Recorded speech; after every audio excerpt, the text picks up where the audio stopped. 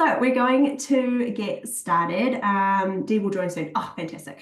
If, again, for any reason you need to leave, totally fine. This is being recorded and I can make the recording available to you because I understand life is busy and there are lots of people who did register but want the recording because they can't be here for XYZ reason, so totally fine. Just email me if you need it later and be more than happy to share that with you. So very quickly, just a little bit about me, who I am, so I can meet you officially. Hello, my name is Jordan. Lovely to have you here on the holidays. I am a teacher here in Auckland, the creator of Structured Maths Approach. I am a mum of two and have been making resources now for 7 years. This is the 7th year, which is crazy. Structured Maths Approach has been around for 2 years, which is fantastic. And more schools are coming on board, using it alongside their funded resources, using it as their resource. Was having a very interesting conversation with some teachers here about resources, which there are schools still have not got their resources, which is crazy because we've had a whole term and I'm like, what were you using for term 1? That's okay. Lovely to have you here. And we are going to be talking through all things SMAAFS. Oh my gosh, I just clicked too many times. SMAAFS, which is the Structured Maths Approach Assessment, the summative assessment, your bigger scale assessment that was made to support your curriculum and reporting alongside Structured Maths Approach. So this is a very quick agenda. We're going to talk through a little bit of the backstory, what it is, how does it work. I'm going to show you all through the assessment, some frequently asked questions, and then I'm going to dedicate at least 15 minutes at the end of the session for any other sort of questions. So if while I'm talking you think, oh, I have a question, write it down and save it for the end so that I can get through everything. And then also as I'm talking, that might answer your question. So please feel free to pop your questions in and I can always circle back or just save them until the question and answer time, and we'll make sure I definitely cover those there at the end too. So just a really quick cover. Whenever I talk to anybody about Structured Maths Approach or in any of the workshops, I share a little bit of the why and why Structured Maths Approach is so successful. And one of the things that I do it, the lens that I use it through, is the pillars of success. And what I mean by that is they're the 5 sort of reasons as to why Structured Maths Approach is so successful. And these are them very quickly. It's science of maths informed. It uses explicit teaching. It's great for your gradual release of responsibility in line with cognitive load. It is New Zealand curriculum aligned, so it's mapped back to the curriculum. It has all of the progress outcomes. It was recently updated at the end of last year when we decided we needed a new curriculum. So it's all being reworked, and it's also resource inclusive, meaning you have everything you need to be successful delivering maths. Now, the reason I've started with that is because in the science of maths, which is one of the research that has informed its creation, it talks about the need for building proficiency in a classroom or in a school program for formative assessment, for ongoing assessment that you're using on a regular basis to assess student learning. You know, we know that as teachers, we need to be assessing students. We've got to know their gaps, their next steps, where they can set goals. And to do that, we need to have an assessment. We are now in this really awkward place where we kind of don't really know what we're doing for assessment. We've had the tender, which is now closed. We know that companies have bid for that tender, and whatever decision or tool it is, it will be trialed in term 4. And ready to roll out next year. So it's going to come around quite quick, but of course teachers need something in the meantime that's going to help make those decisions and help keep us accountable in the classroom. So that's where Structured Maths Approach already has an assessment created all the way back into March last year to be able to provide you exact curriculum information for your reporting. So general overview, there are actually 4 different types of assessments that come with the program, that come with the resource. I'm not going to go through all 4. I'm only mainly focusing on the SMAAFS assessment, but I did just want to run through them so that you actually realize there are different assessments for different purposes. So you've got your 4-page assessments, your snapshots, the SMAAFS assessment, and then also the new entrant assessment. So your 4-page assessments, they are linked to the chunks in structured maths approach. So each year group, so for example, this one here, which is your year 2, it has 4 different chunks, and there's a 1-page assessment which checks or assesses each of those lessons. So you can have that easy snapshot of, hey, Jordan needs to work on this section and this section, so that in your planning or in your group work, you'll know that these are her 2 gaps. This is more of a pre-test, post-test assessment, very formative, ongoing. Students can do it by themselves, very low-key sort of ongoing assessment. From there, you have an even more simplified version. So a school actually said, that's real great, but I want it smaller. I want it much more condensed for students that might need, less text on an assessment for more quick as you go. And so this snapshot is a much more condensed version of this assessment here. So here you'll see it's a 1 whole page for each chunk. This one now is a half page for all 4 chunks. So much more smaller and quicker assessment there. You also have a new entrant pre-assessment. So a school wanted an assessment to use before SMAAFS.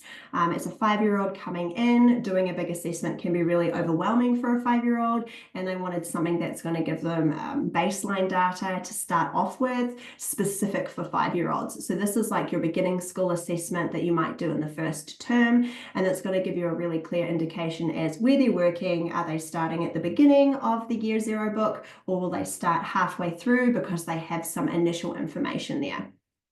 So that's a extremely quick overview of those 3 assessments. All of those assessments that I just said, your 4-page, your snapshot, and your new entrant assessment, they're all free to download from the website. So if I've just sparked something in your mind and you think, oh yes, please go and download those to use in your classroom.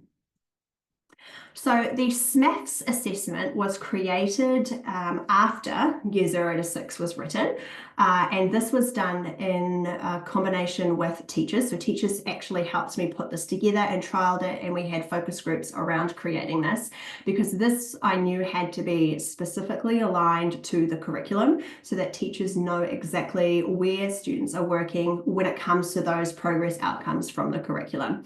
So SMAAFS, it's the coolest word to say, stands for Structured Maths Approach Assessment for Students, SMAAFS. It's pretty cool. And it is your summative assessment that you do 2 times a year. So this is like your big scale. Think of it like your gloss or jam equivalent. That's what this is. And how it works is that it is aligned to the year 0 to 8 New Zealand curriculum progress outcomes. So all of these here in your substrands here, your number structure, operations, and rationale numbers are covered in this assessment. So it's only a number assessment, not strand. And all of the questions link back to the year group progress outcomes, and then it also goes back to the curriculum phases as well, so that you get a real clear indication of where they're working in structured maths approach, where they're working in the curriculum, and which progress outcomes it matches to. Oh my gosh. My mouse is not mousing. Here we go. It is, again, your summative assessment done in the middle of the year and then at the end of the year, ideally. It comes with a wide variety of things, which I'm going to show on the next slide, and it can be done in time with your reporting. So initially, the creation behind it was to help inform your next steps when it comes to your reports, or to use that data in terms of board data that you might pass on, or your big summative assessment that you're doing, like your jam or your gloss there. So it comes with 4 things to help set you up for your assessment. So it does come with a teacher guide, and that's the part for you. It has exactly what to say, what you need, a scenario-based one, frequently asked questions, all of that. That's like I want to say it's a decent like 35 pages maybe. So it looks like this. It comes with the student recording sheet. Now, the SMAAFS assessment was updated last week to now include year 7 and 8. So originally it was just a year 0 to 6 assessment, but schools that are full primary that are using structured maths approach, it was actually unfair for them not to have the assessment. So it's now been recreated and fixed to include all the way up to year 7 and 8. So that's why there's actually 2 recording sheets. You have year 0 to 6 in one recording sheet, and then year 7 and 8 is a separate one. And that's because, first of all, having it all on one is quite a lot for a teacher to look at, and the assessment would be huge. And also there are some intermediates that are just an intermediate using the resource, so that's why it's year 7 and 8. So you've got both of those in the download now to choose between for your students there. It comes with the assessment slides, so that's how you deliver the assessment, and these of course can be printed out and used as flashcards if you're not into digital, and they all relate to the assessment in the 4 sections. So again, you've got number structure, add sub, multi div, and rationale. So there's a set of slides for each of those. And then you have an assessment tracker, because teachers love pretty tracking. We love to be able to put our data in and make it look fancy. So it does come with a tracker as well. And I have some more things to talk about in terms of Hero and ETAP and Edge towards the end as well there. So what the assessment has done is this is taken straight from the teacher guide, and I'm going to show you in a second. I'm going to share my screen so you can see the actual inside the assessment there. Is that it's broken down into each of 4 of those sections. So this here is the addition and subtraction section, and you can see that these progress outcomes come straight from the curriculum. So these are the curriculum progress outcomes for addition and subtraction for 6 months. So all of the assessment questions for 6 months cover this particular aspect, and so on and so forth. So it's explicitly linking back to exactly where the child is working in the curriculum and the progress outcomes that align to it. So let me just change screens to show you what is inside the download. So when you download the assessment, you're going to have these objects here. So this is just to show you what's inside it. So you've got your teacher guide here. You have your student recording sheet. Now this one is the year 7 and 8 one. And if I just click on that there, yep, year 7 and 8. Then you have your year 0 to 6 one. You get a link to that tracker there, and then you have your 4 different assessment slides here, which is what those parts are done through. Now, of course, if assessment done online is not your thing, these can be printed out. They're just PowerPoint. You can also drag these into your Google Drive to be able to have them as Google Slides, but that's what you get when you unzip your file. That's what's in here. Now, if I just share, give me 1 second, because then you're going to see my very full and messy screen here. Here we go. You should be able to see my entire screen. There we go. Once you open up these, then that's got your recording sheet. So this one here's your recording sheet. You'll see this here is section A, which is your number structure. You have got your questions down here on the side and your progress outcomes for number structure. So this is the year 0 to 6 recording sheet. I've got my number structure progress outcomes straight from the curriculum. I've got my questions down here that I will be assessing, and how it works is A1 links to 6 months. A2 links to first year. So there's a set of questions that assess each of those progress outcomes there. So A4 is during the 3rd year, because 6 months, year 0, have their own progress outcomes. So that's why they have their own assessment questions. If I scroll down, you've got addition and subtraction, again, progress outcomes and your questions here. And they do have the answers there as well. Scrolling down, we've got multiplication and division. So you'll see here that during the first 6 months, there are no progress outcomes for multiplication and division. That's why it says NA. So in the curriculum, there's nothing in there for the first 6 months for multi-div. So C1 will now go to the first year. So you'll see that the C2 comes across to during the 2nd year. So we know that there is assessment questions for each of those that match the progress outcomes. Scrolling down, and again, rationale numbers, again, in the curriculum, nothing for 6 months. So I would go D1, would go across to during the first year like that. So that is the student recording sheet. And if I just very quickly open the year 7 and 8 one, Here, you'll see exactly the same thing. Questions here, progress outcomes here. So because Year 7 and 8 has only Year 7 and Year 8, that's why they've got only 2 boxes there. I'll just quickly open the teacher guide. So again, you've got a whole lot of information here at the beginning, which is really great reading for you to read through, especially starting off the assessment. You'll see that rationale numbers have a lot of progress outcomes. That's why their boxes are so big. If I scroll down, it's got your color coding here. So very important when this was made, color coding is the thing that helps you. This is the part that's going to help you understand where you're working, and all of the colors throughout the whole assessment, they all align, even with the tracker, so that you know if, for example, the child is working in the yellow color, I can follow that across. The yellow is during the second year progress outcomes, which is phase 1 of the curriculum, so that you can see through there exactly how it works. It tells you a little bit about what you need when you're doing the assessment, how to print it off, a little bit about time frame, and we'll talk about that very soon.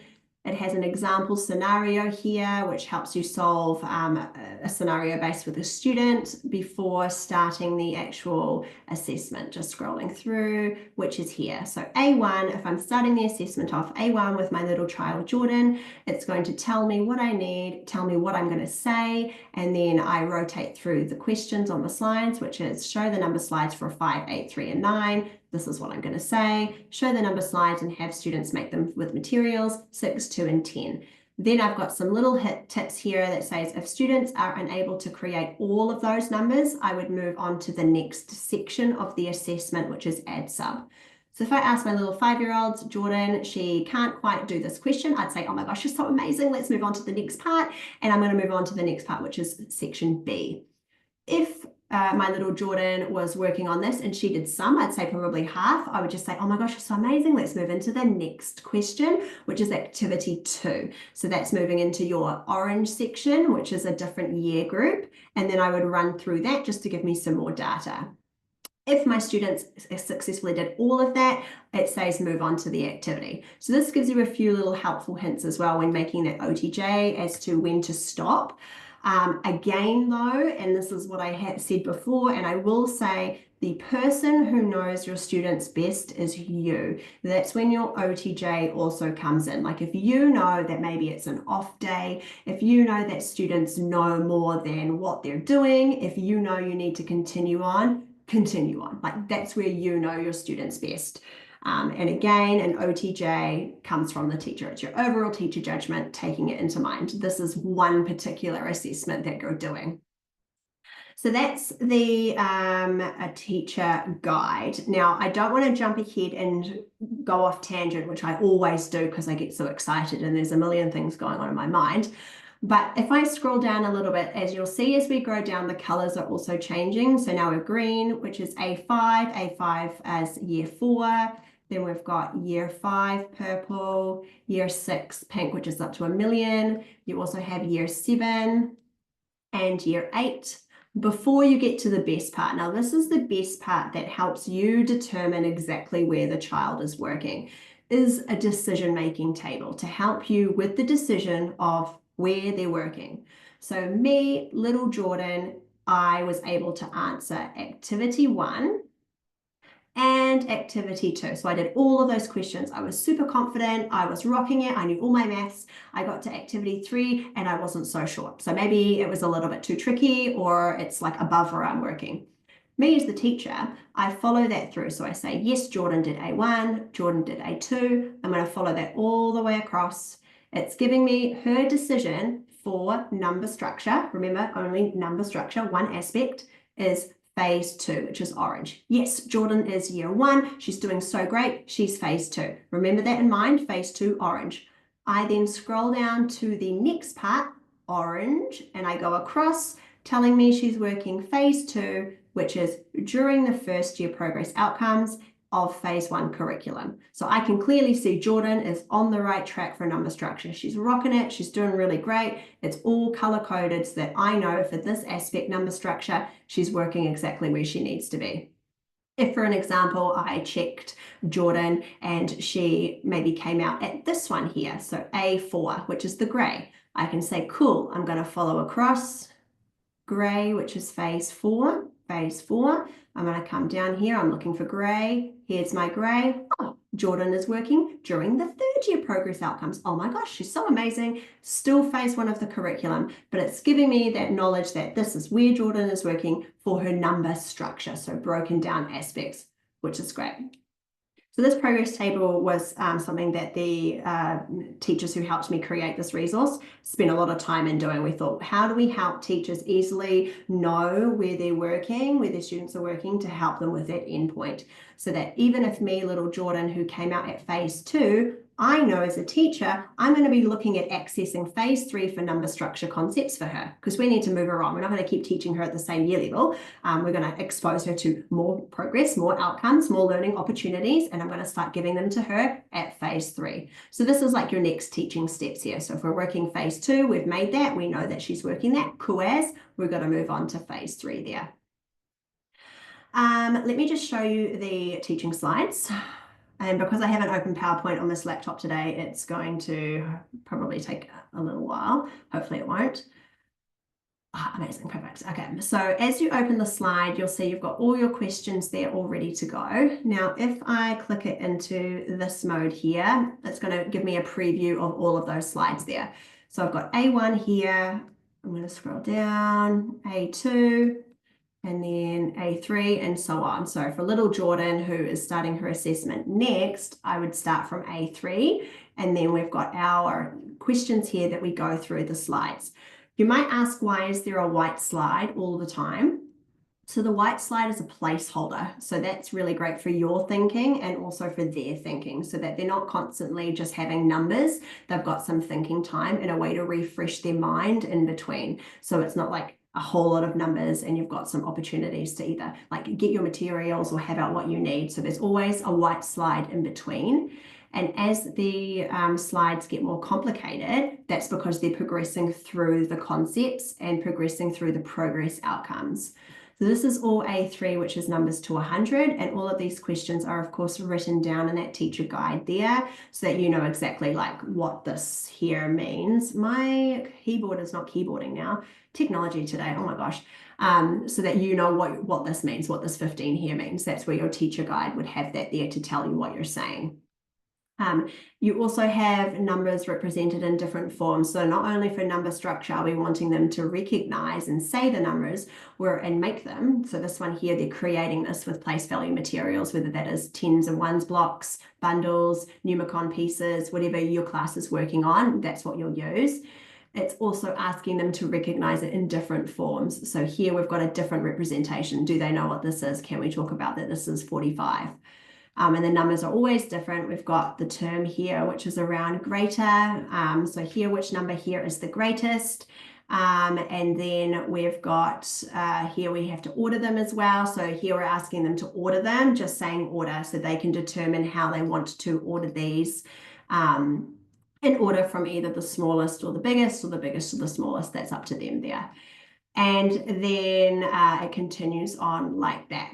So good question, Tracy. Tracy asks, why are the numbers not the same font as the other slides? So the reason being is that this font here, when you use the numbers from this font here, it makes it teeny tiny and it slants it to the right. So when you're having the number on the slide, it doesn't look aesthetically pleasing. And when it was done in the trial with children, they preferred, the children that were asked, this because it's bigger and bolder. So of course, if you're looking at the 4 and the 1 and you don't want to use the 4 and the 1 from these, write it yourself or use something else instead. Totally fine. When it was trialed on the children, see here what I mean? This 4, the 4 is tiny and it's slightly slanted to the right, whereas the ones like this are a lot bigger and the children can see the digits there as well. So when we asked back, which formation they liked, they said that this was better for them. So that was from the child speak there. Good question.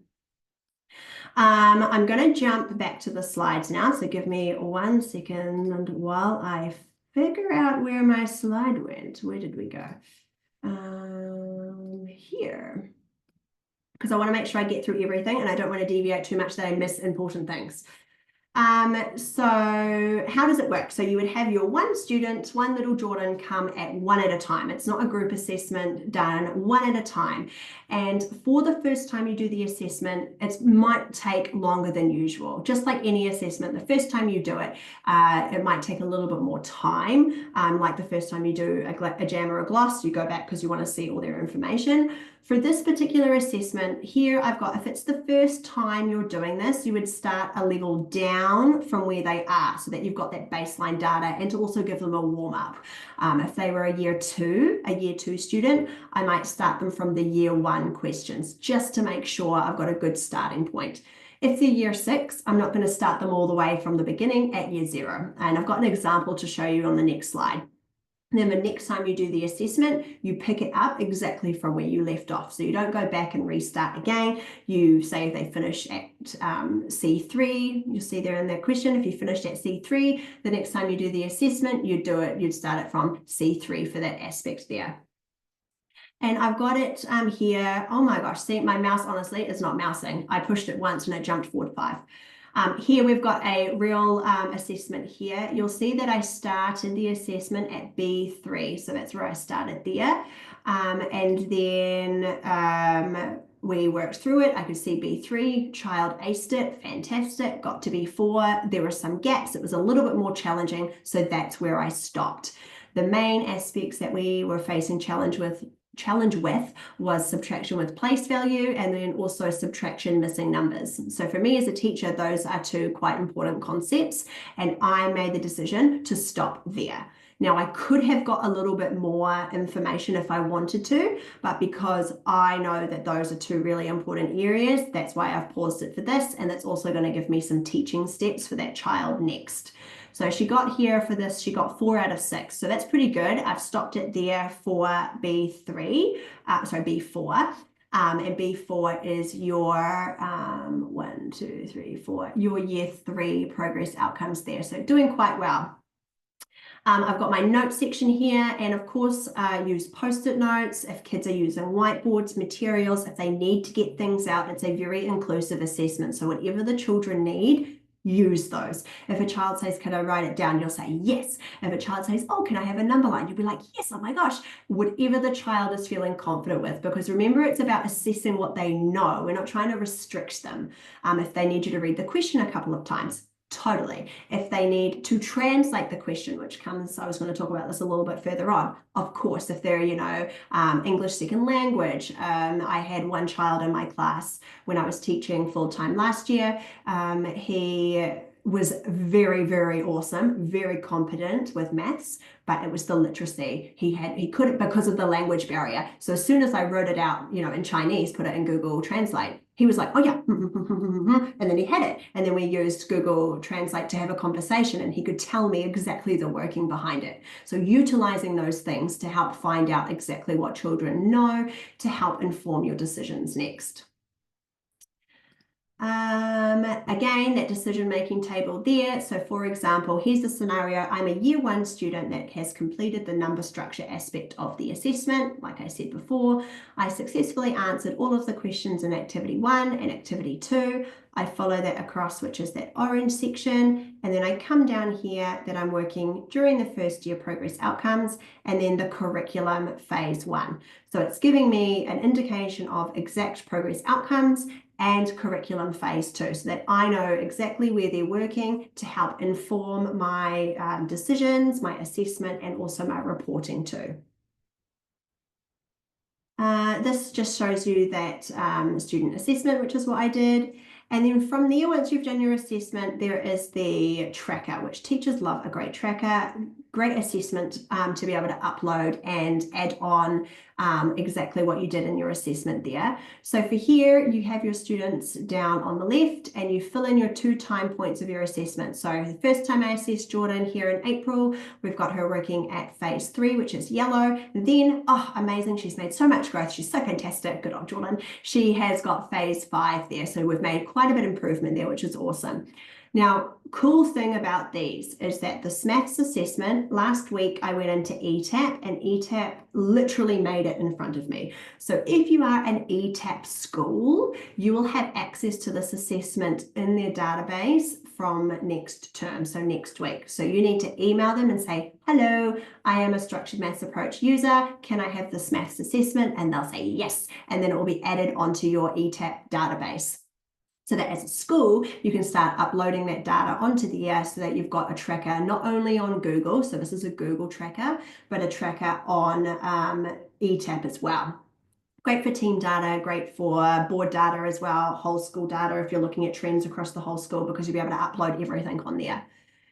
Hero is coming, taking some time. I've been working with them all term. They still haven't finished, coming as well. So all of the progress outcomes are actually coming for Hero 2. And then I had to reschedule my meeting with Edge because it was scheduled for tomorrow and I didn't realize it was Anzac Day. So the one with Edge is now happening in week 2. So all of the SMAAFS assessment should be uploadable onto Hero and Edge in some form this year. I don't want to give like a timestamp because I thought that Hero would be done by the end of last term, but they're just taking, because they're creating it a lot more, I think, doing whatever they need to do that. So ETAP's already done. So if you're an ETAP school, make your email out and then they'll have it done. They literally made it in front of me. It was like the coolest meeting. I was in and out in half an hour. We talked, that made it, we were good to go. I was like, you guys are fantastic.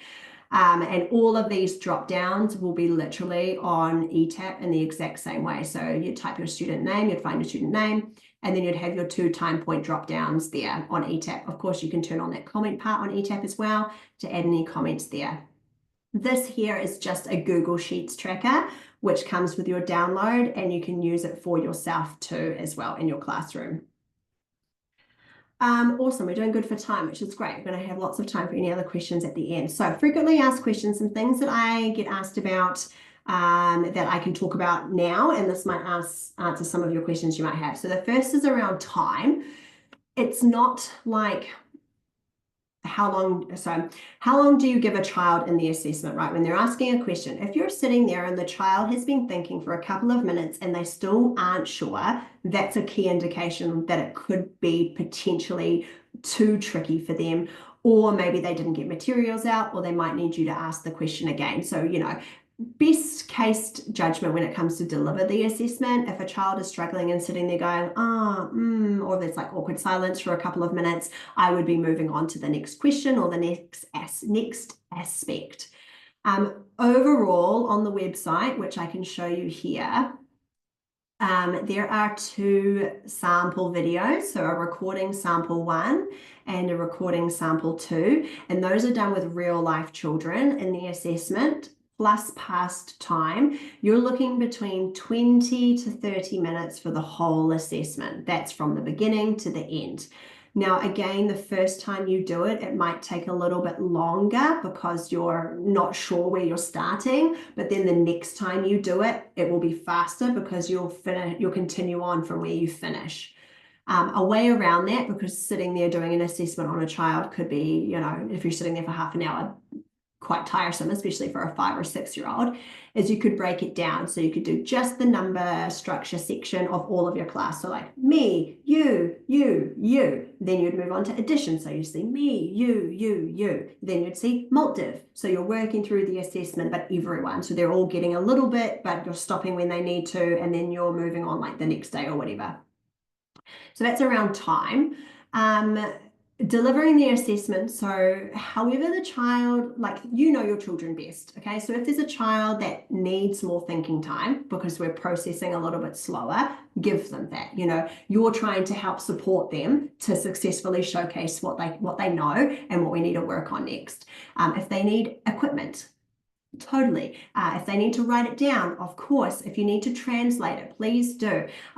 Breaking the assessment up to support what your kids need. You know, thinking about a 5-year-old, their cognitive load and their working time is going to be a lot smaller than a year 6. So they might be able to handle the assessment all in one go.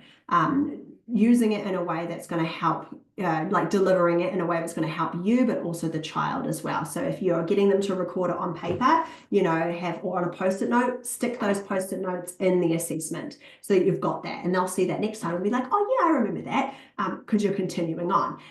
If you need to do it on a whiteboard and you want to take a photo of it before they rub it out, or use a piece of paper and staple it on the back of the assessment. For this one here, I didn't have any photos, but I did have another assessment, which is out there, and I should have grabbed it. But the child, when it comes to the writing the numbers down, so in like A5 and A6, they need to write numbers down. So you'd say a number, you'd say 1,200, and they have to write that number down. I got him to write it on a post-it note, which I stuck in here. So I've got that reminder as well. So different ways to help you deliver the assessment. Translation, please use it, especially English second language, because if they can't access the learning, then it's not a fair assessment for them as well. It is not an assessment to be done every term, twice a year. Your big assessment. In the meantime, you would use your smaller 4-page assessment for your specific lessons, because those and that information there, let me just scroll back to show you 1 second. This information here on these assessments are going to give you your specific lessons.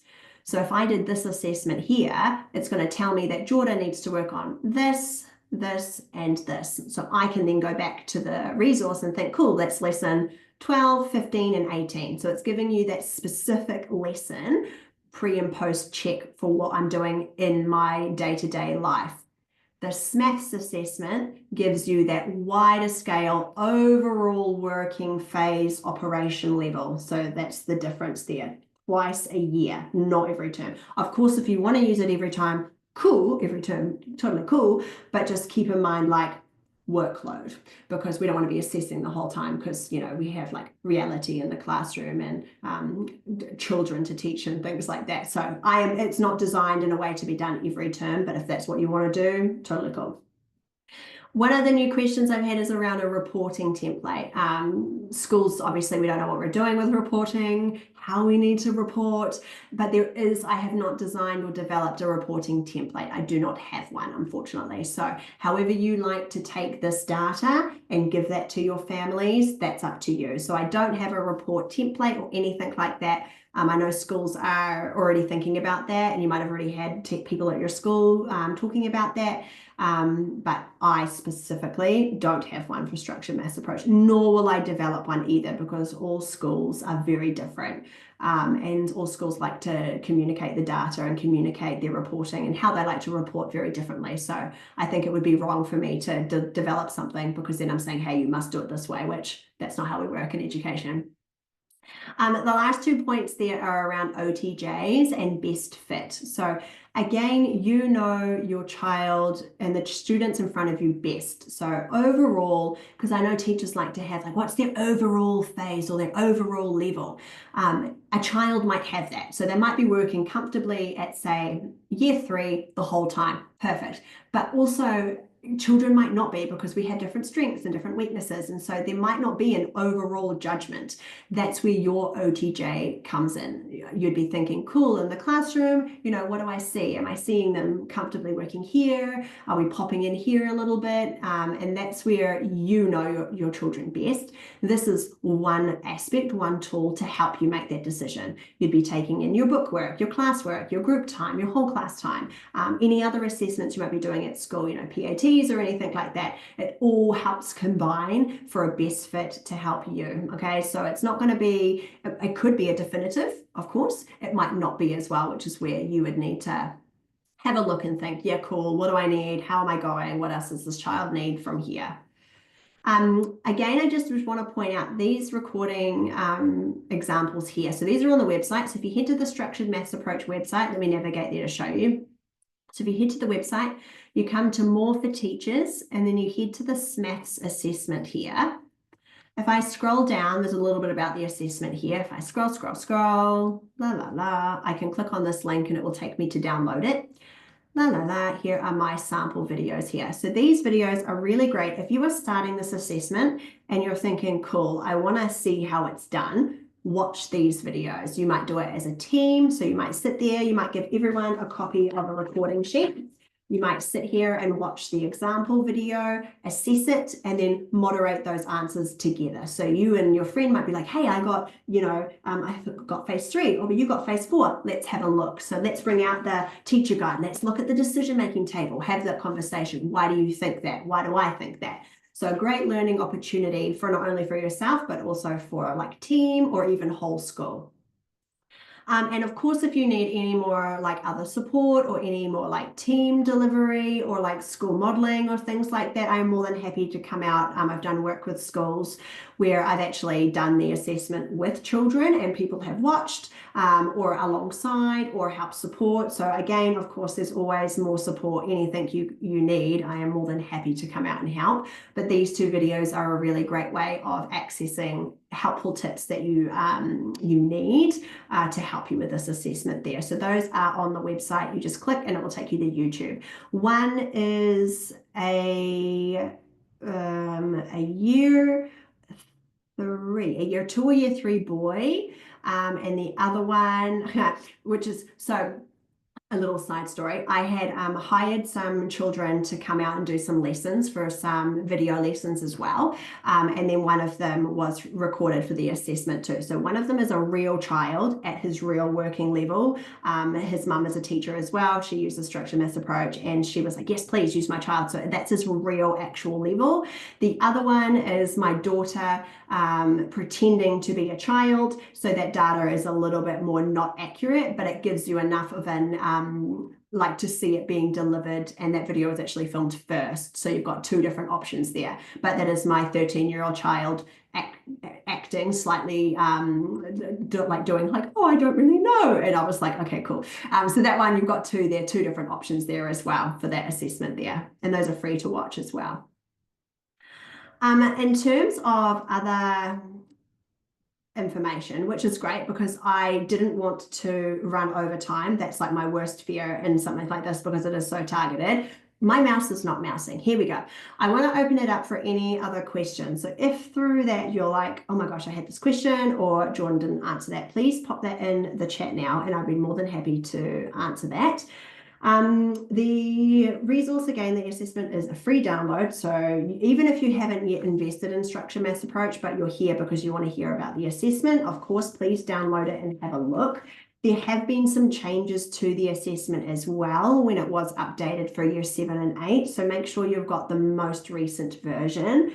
And again, the great thing about this is that this follows the child along their years. So if they start at year 1, in year 2, you literally give the assessment to the year 2 teacher because it builds on. So it's done. I mean, you can see at the front, there's lots of space for different years. You would pass it around and you, the teacher would then just add on to the assessment.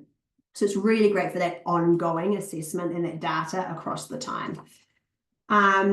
And the teacher guide, again, has got all of your questions in that you need. If you read it and you think my question is still not there, honestly, just email me and I'd be more than happy to talk you through it.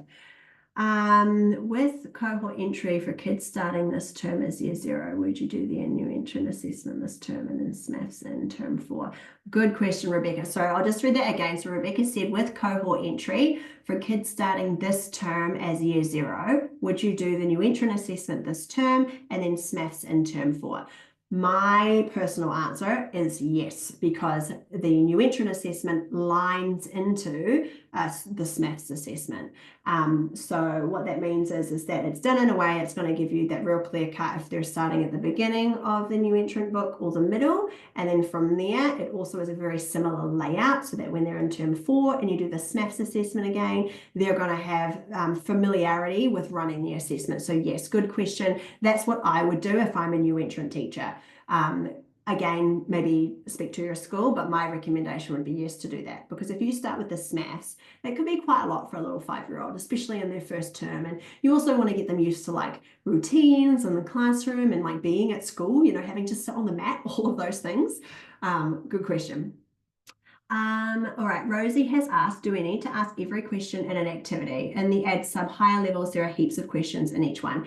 Yes, so good question. Yes, the answer is yes. The reason being is that each question focuses on something specific to do with the progress outcomes, because remember, they link to the progress outcomes, and there are a lot of progress outcomes. So in order for it to be, valid and true in its representation of assessing the curriculum, there are assessment questions that link to those.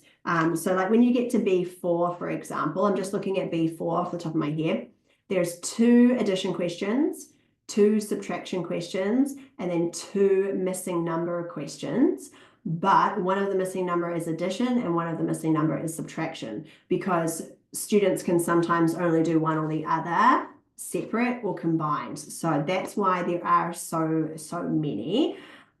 If you're finding that in terms of like assessment and time, split it up into half, do half one time, half the next. Some of them you'll have a look, like for example, if I'm just looking at B5 here, your first one is a missing number question that's going over into different hundreds. Your next one is a addition question that involves regrouping. Your next one is a decimal question. Then you've got subtraction back through hundreds, subtraction with missing numbers, and then subtraction with money, and also with a 3-step question. So they do assess different things, yes. But I did make changes when this was realigned. I've made it so that there's only 6. There shouldn't be any more than 6. Like 6 questions is the most for that particular aspect. Yeah, but good question. And the year 7 and 8s, again, it's a little bit more, because if you're wanting a true representation of all of the progress outcomes, you have to assess those.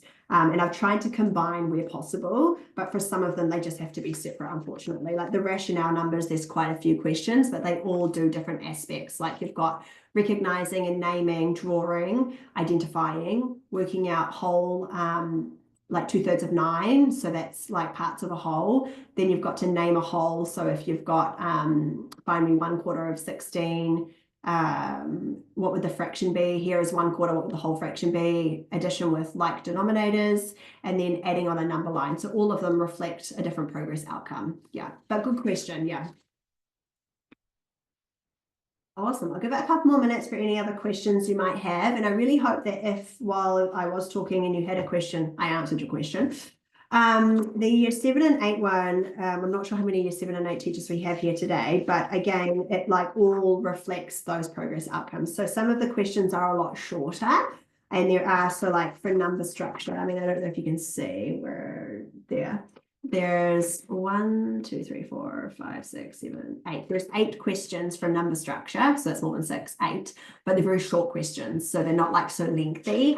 And then with the actual addition and subtraction, there's only 3 really big questions and then 2 really short ones. So a combination there. Yeah. And again, if, like anything to do with structure maths approach, it is all very reflective of what teachers need. So if, down the track something isn't working, I am always open to having a focus group, to bringing teachers in to say, hey, here's your feedback, or give me the feedback, let's have a conversation about that. Because again, this is a resource for teachers to support teachers. So it's not just me sitting here saying, hey, here we go. You are the ones that are using it. So if, something isn't working or something's not quite right, or you're like, hey, I've had this question, or, please have a conversation with me.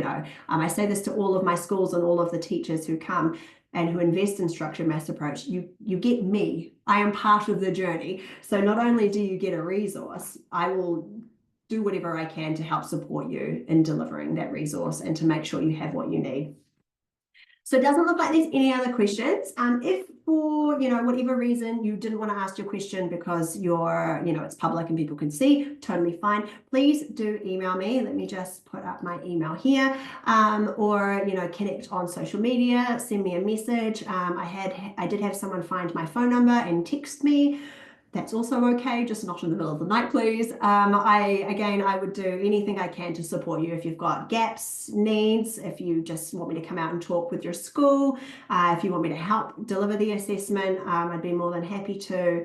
And if you've got any questions about, team licenses, school licenses, please do get in contact about those so that we can help get you started. Thank you so much for being here on your holidays. You guys are amazing. I hope with the holiday tomorrow, you're going to go home and maybe have a sneaky wine for your hard work. I'll hang around for another 5 minutes just in case anyone pops a question on. But thank you again for coming. Really hope you found this helpful. You're free to leave. I'm just going to hang around for 5 more minutes just in case anyone has a last minute question.